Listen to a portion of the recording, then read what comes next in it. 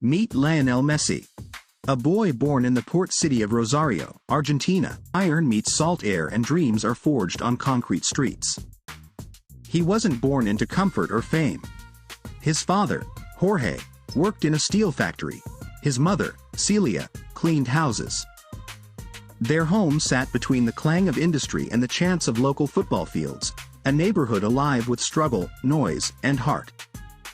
From his earliest days, Lionel's world revolved around one thing: a ball. Scuffed, torn, or half deflated, it didn't matter. To him, it was treasure.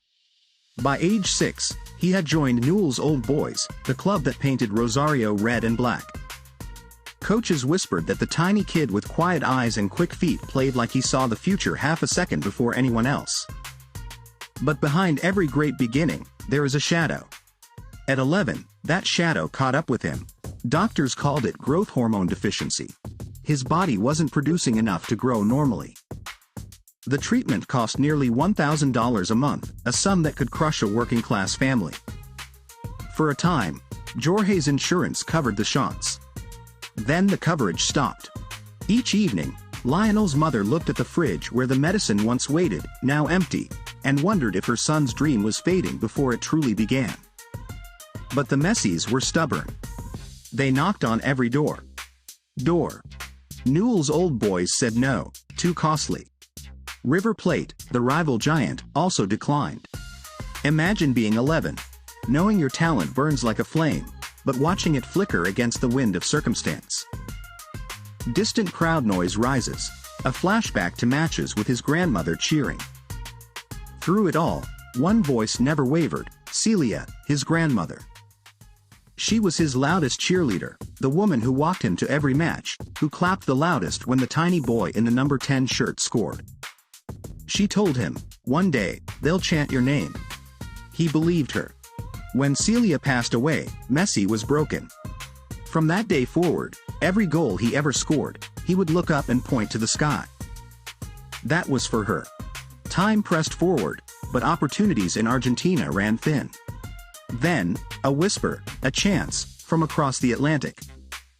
A scout spoke of FC Barcelona, a trial, a test, a possibility. It sounded impossible.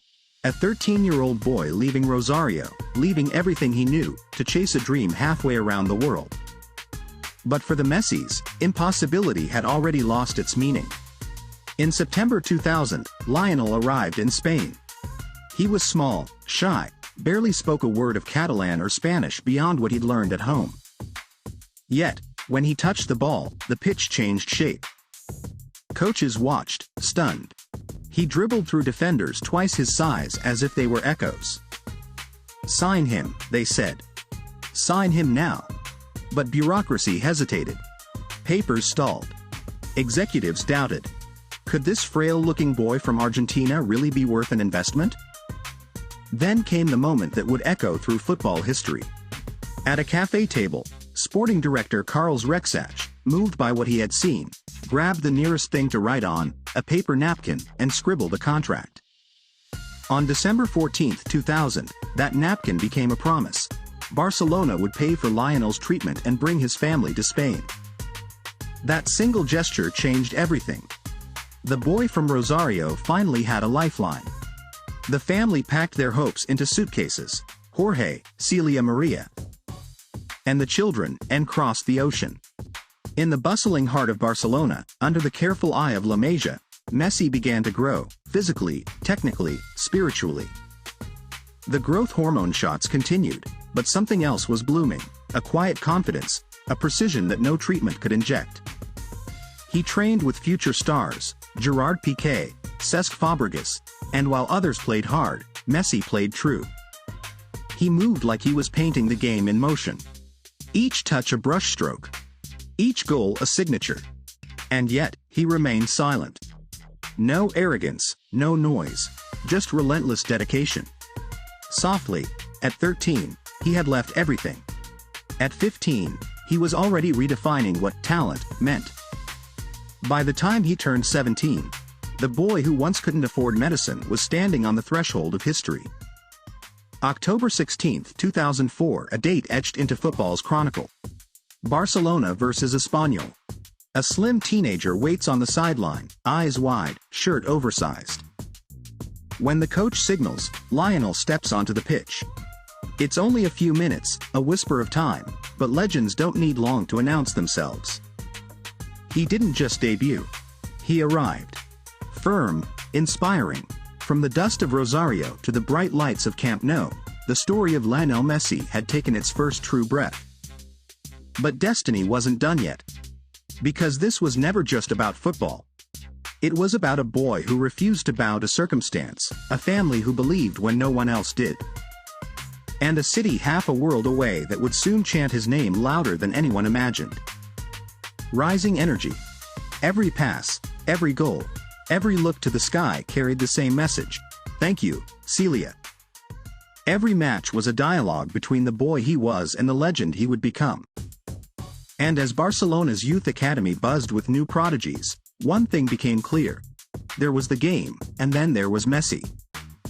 He wasn't just fast, he was fluid. He wasn't just gifted, he was grounded. And in a sport built on noise and egos, his silence roared the loudest. Pause.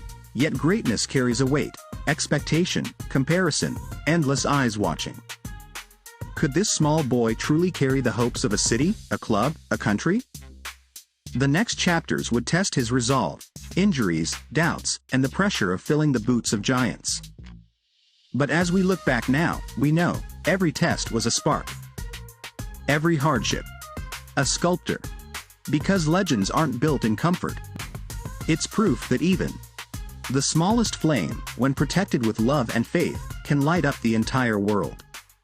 Follow and subscribe for more videos like this, at the Polygon Paradox.